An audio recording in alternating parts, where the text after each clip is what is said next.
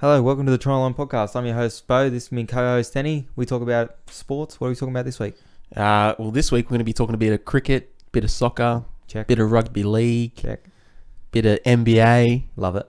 Yeah, maybe, I don't know, anything else? Anything else? Badminton. Badminton, synchronized swimming. Anything. Anything we can. Anything to Yep, take up yep. some time.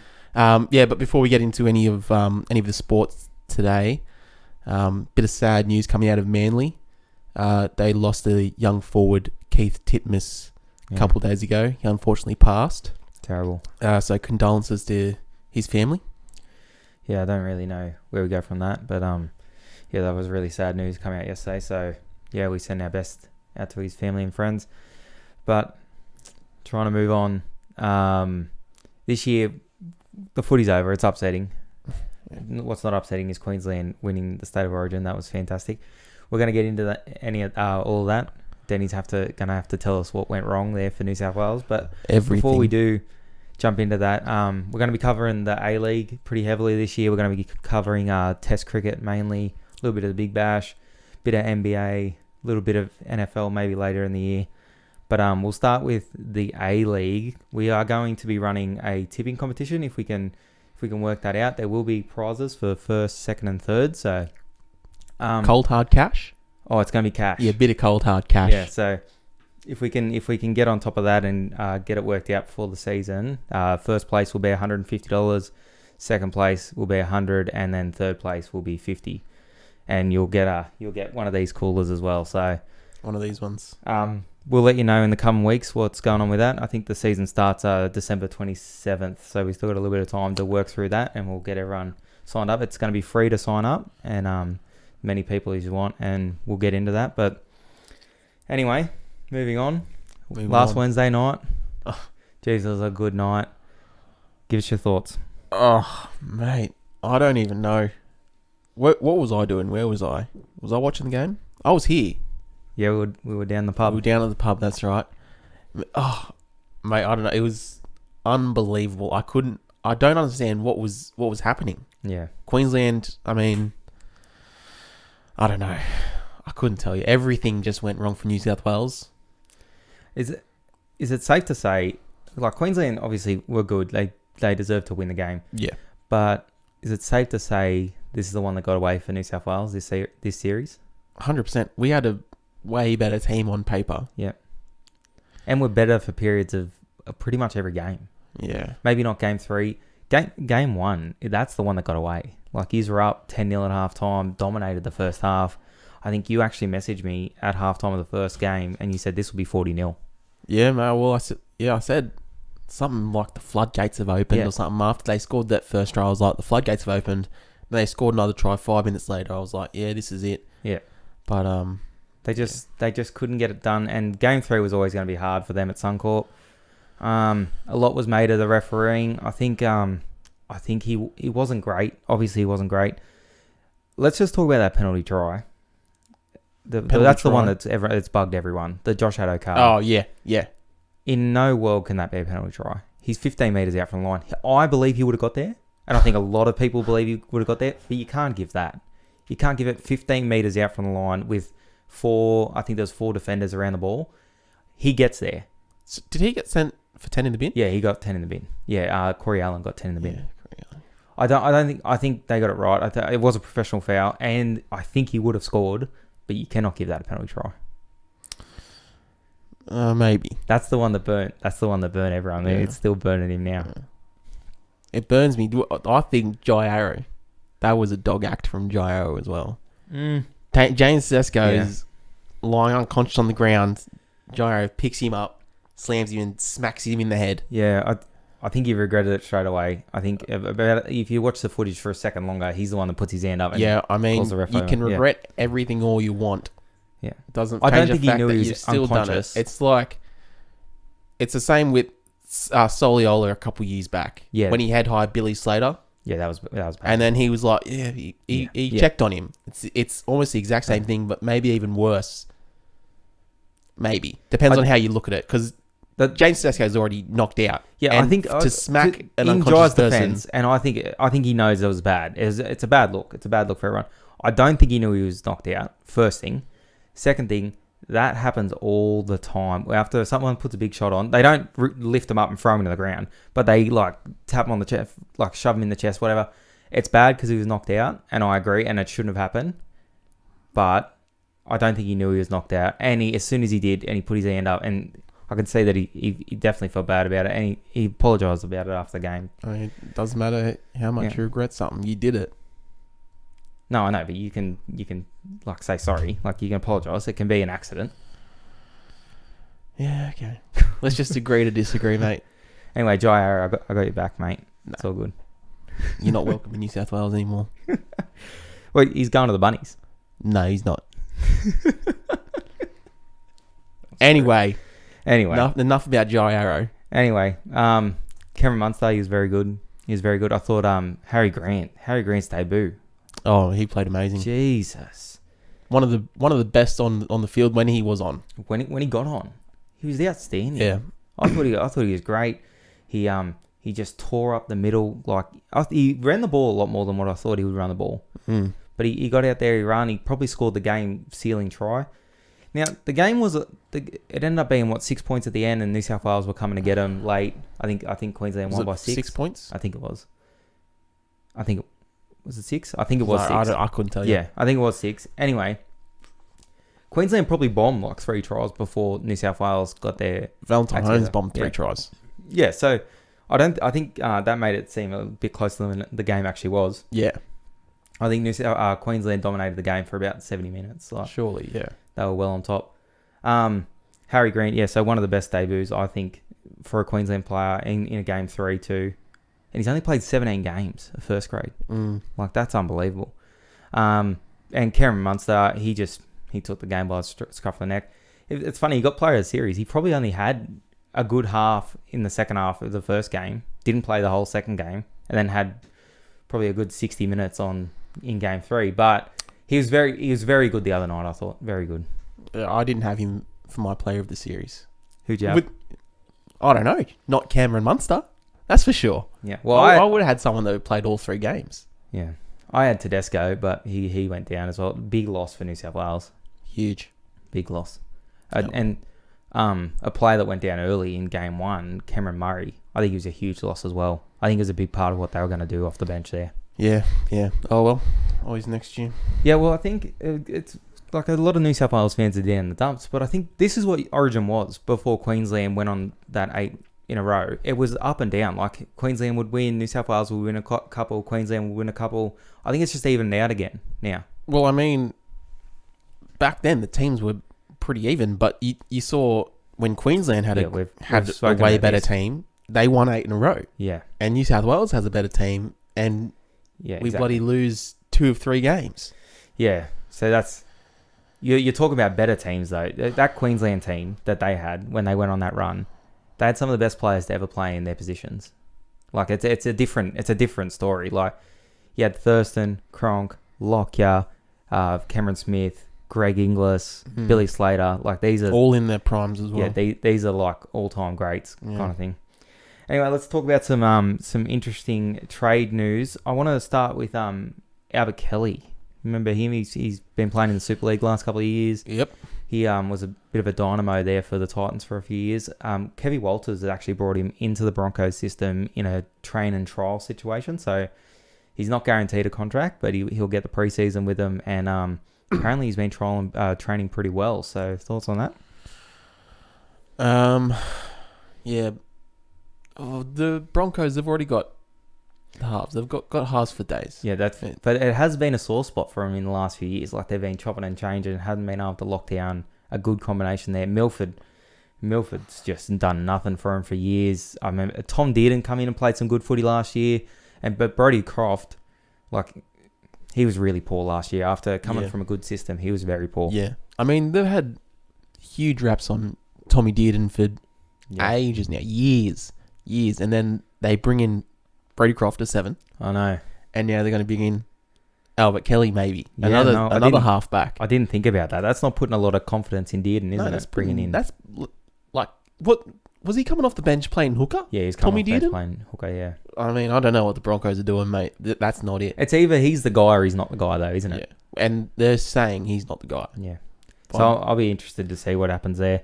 South Sydney look like they're set to lock up Latrell for a few more years there because he was on a 2-year contract. So looks like they're gonna extend that, which is a good sign for them. I think Corey Allen was very good this year, but Latrell is that X factor you need back there. Yeah. Especially he found some form at fullback. Like he wasn't. Everyone was saying he wasn't a fullback. I thought he was coming into some really good form before he got injured against Parramatta there. Someone jumped on his leg. Dane Gagai. Yeah, something like that. But Dane, it's just unfortunate. Dane Gagai was thinking about Origin when he he did was. that. He's like, Origin's coming up in a couple of months. Let me just tear Latrell's hamstring. Yeah. All right, and speaking of locking up some players, it looks like the Panthers are gonna extend Jerome Luai and Isaiah Yo's contracts, which is two pretty smart options there. Now, they're in a bit of danger of losing Crichton. There's some whispers that... And this is what happens when you have a good young side. You can't keep everyone. Yeah. You've got to re-sign. These guys are now worth good money. Isaiah Yo especially. He can command money elsewhere. He's very good. Crichton's a good young centre. It looks like he's a chance of going to the Bulldogs. To the Doggies. Yeah, following Trent Barrett over there. I'd rather keep Jerome and Isaiah Yo. I mean, you can find centres, can't Yeah. you? Yeah. It's hard to find halves. Ask the Broncos. All right. Well, that's all I've got for rugby league. It's very sad the season's over. One positive is we had an extended season, so we went later. So we don't have that much longer without footy. I think it's back early March. So we'll just keep counting down the days. Actually, I do think it was 107 days today. How are you keeping track? No, I think I heard someone say that the other day, 109 days, and I thought when we filmed today it would be 107. So next week, you did the math. Next week it's 100 days, I think. So let's check that out. Want to talk some cricket? Yeah, we can talk a bit of cricket. Now there's an ODI this Friday. Yep. We like Test cricket. We'll watch the ODI obviously, but we like a bit of Test cricket. So I want to talk about the Test, and the main thing going on with the Test cricket right now is the opening partnership. Thoughts? So they reckon it's between Joe Burns and Will Pucovski. Yeah, that's it. Pucovski. Those are tough names. Dave Warner's come out publicly and said he wants Joe Burns to open with him. I don't know. If you're the selectors, are you listening to Dave Warner or are you picking up some young guns? If I'm the selectors, I'm giving Dave Warner what he wants. Dave Warner is one of your premier players. You want him as happy as possible. If he says he's comfortable with Joe Burns, well, then I feel like that's the way you've got to go for the first test. If you want him firing. Yep. Now, I would love to see this Will bloke get a shot. He's been scoring a lot of runs in Sheffield Shield. Joe Burns, however, has not been in form. And one of the dangerous things is the first test at Adelaide. And we all know the ball swings a lot. Especially that pink ball at night. It's going to swing a lot under lights.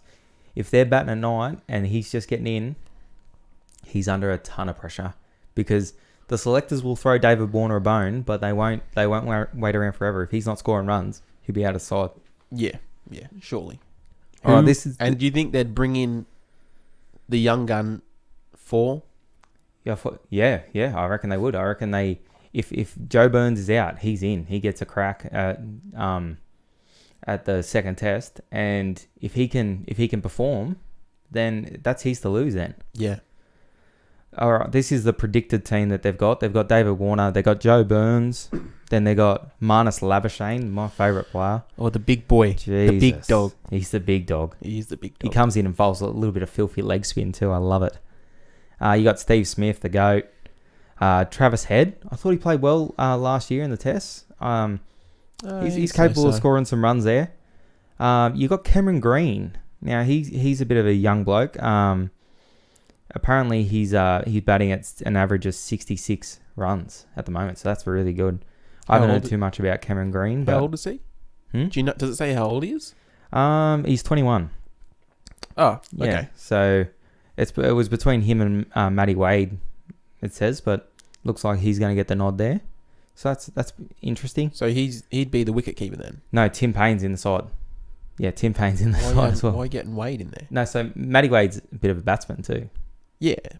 but all wicket keepers are. Yeah, well, not Tim Payne. Well, man. all the good wicket keepers anyway. Let's talk about Tim Payne. He's obviously been our captain from after the whole scandal happened in South Africa, the ball tampering scandal, and I think he's navigated those waters pretty well. Yep. His reviews have been nothing short of absolutely abysmal. His DRS reviews. He hasn't scored many runs. Now, he's getting on in his career. He turns 36 in 2 weeks. Oh, Is it just about time for him to hang him up? who would they have to replace him? Because Wade is old too. Yeah, so they got that Kerry. He plays in the one day squad and the 2020 squad. Okay. Yeah, so I'm guessing he is the next replacement. I did read something about. Alex Kerry. No, I don't actually know. It was a 1 day player. Yep. Saying that he wouldn't mind changing to the longer. Oh, okay. Yeah, to change in Test cricket. Yeah, exactly. Yeah. Okay. And that name does ring a bell. So Yeah. I mean, you never know. No, I think Alex Carey is probably the next in line there.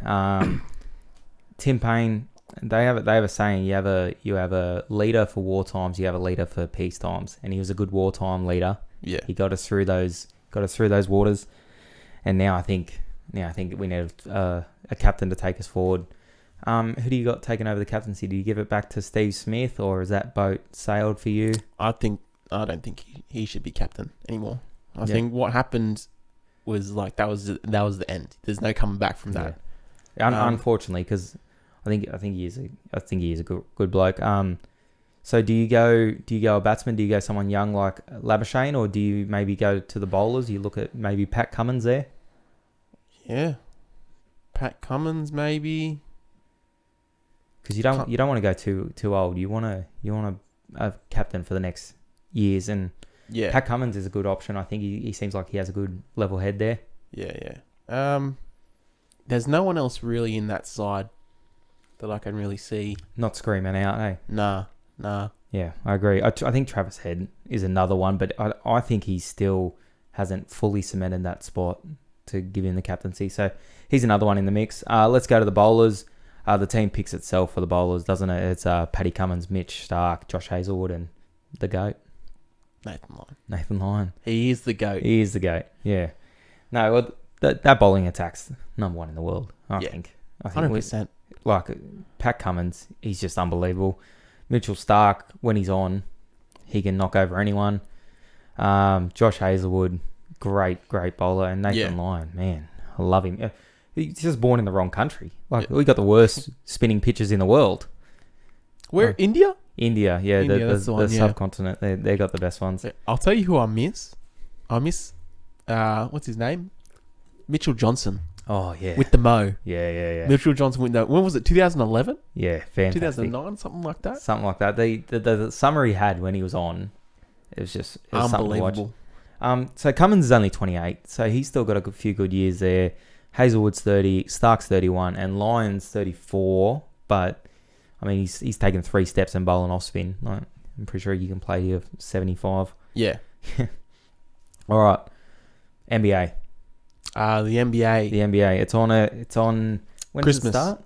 Christmas. Starts Christmas Day. All right. Who you got? Who do I got to win the whole thing? To win the whole thing. Well, there's a couple. Right. I do like the Bucks. I think this is the year that Giannis, he might show everyone what he's made of in the playoffs. Yeah, because he's kind of fallen over in the playoffs, hasn't he?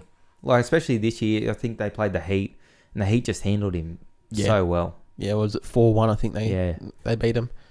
But I really like the Bucks. They've added Drew Holiday, my boy, my favorite player. And I think that they're ready to take that next step. Yeah. If not win it, they'll make the finals at least. Out of the West, who do I like? Obviously the Lakers. I can't go past LeBron in the West. Yeah. I think he's going to the finals again. Who else you got there? You got the Clippers. So the Clippers were really disappointing this year in the playoffs. Mate, Paul George was very disappointing there. Yeah, they started calling him way off P. Yeah. Instead of playoff P. So an interesting one there is the Mavs. The Mavs, yeah. Yeah, with Luka and Porzingis. Luka's a different beast, and he was injured. I He know. was injured in the playoffs, I and know. he was still different. So they're a bit of a smoky there. Do you remember Porzingis' rookie year? No. I remember we haven't talked about this a few years ago. This was like 2015 or something, so a fair while back. And I was saying, "Oh, check out this player, Porzingis. He's really good. Check him out." And you're like, "No, what? Nah, he's crap." you Wow. thought he was so bad. This guy literally thinks he's the guru. I am the guru. He's seen Jonathan Thurston 10 years before he was big too. This bloke. He was watching him out at some park somewhere. He goes, he calls me, this guy's going to be next level. That's the kind of things he does. He's just a scout. He's in the wrong business. Well, I should be a scout. Just for every sport. All right, so for the viewers, it's the first time we're talking about any NBA. Who do you follow? Me? Yeah. I follow the Pelicans. Have for about 5 or 6 years now. Yeah, I'm a Pacers fan, so a bit unfortunate for us. About the same amount of time I followed them, I think. I think you've followed the Pacers for a bit longer than I Yeah. have followed the Pelicans. Yeah, so obviously we went okay this year. We got knocked out in the first round of the playoffs there. Did you make the playoffs? Yeah, I think we played the Heat in the first round. You did I too. think, yeah. Yeah. Yeah, so we've been thereabouts a couple of years, but a bit disappointing for us, really, as it is. Yeah. Just can't get a star out to Indiana. We got Vic. He was injured most of the year. Well, mate, you've had stars out there. Paul George, and then you had Victor Oladipo. Paul George does me head in. Paul George gets in ISO and he just wants to play himself. You forget there's 4 other players out there. Oh well, hold on. Get this. Didn't the Pacers trade away Kawhi Leonard? Yeah, Yeah. we did. Speaking of trade and players, let's jump back to the NRL for a second. The Cowboys have traded away literally superstars. We've let go Jerome Hughes. We've let go of Kalen Ponga. We've let go of now Jake Clifford. We let go of Viliami Kikau. Kikau, yeah. Unbelievable. And Brandon Smith. Brandon Smith. He played for the Cowboys. Jesus Christ. If you didn't know, Brandon Smith Yeah, played no. for the Cowboys. Who else have you guys let go? Everyone. Everyone? We let go of Val as well. Val was up there. Oh, yeah, Val Holmes. Jesus Christ. The Cowboys, and people that don't know, I support the Cowboys. Yeah. Cowboys fans. Make me sick. Yeah. All right, so that's it's a bit of NBA, bit of cricket, A-League. So we will be doing this tip and comp. We just got to work it out. There's no platforms for A-League tipping, but we'll work through that. We'll get there. We'll do it on. We'll do something. We'll work it out. Yeah, we'll figure it out. Yeah. Yeah. But do you like anyone to win the comp? I'm actually on Western Sydney to win the comp. I liked them last year. I liked them a lot. Sydney FC is obviously very good. You also got Melbourne City, who I like as well. But Western Sydney, they're my tip this year. I'll Get tip on the it now. Mariners. You'll tip what? The Mariners. We're Central Coast boys. Got to support the home side. All right, and that's all we have time for this week. If you like the show, be sure to like, subscribe, disregard anything this bloke just said a second ago in tipping the Mariners to win the A-League. If you want a bit of a roughie, a roughie, a diamond in the rough, Central Coast Mariners, a dark horse, as they say. Central Coast Mariners, you heard it here first. You heard it here only. No one else is saying it. You're the only one.